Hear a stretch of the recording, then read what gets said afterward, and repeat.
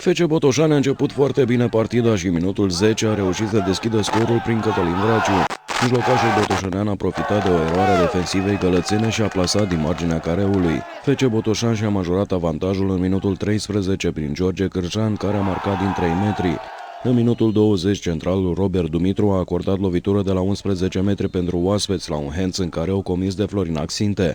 A executat și a marcat Neculai Cucu, capitanul echipei Dunărea Galați.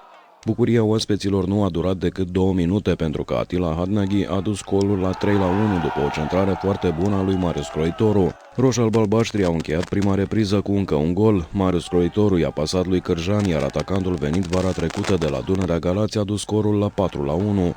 În repriza secundă, FC Botoșani nu a mai forțat, preferând să mențină avantajul și să evite accidentările și cartonașele galbene. Cu toate acestea, elevii lui Cristi Popovici au reușit să mai marcheze o dată prin Vraciu.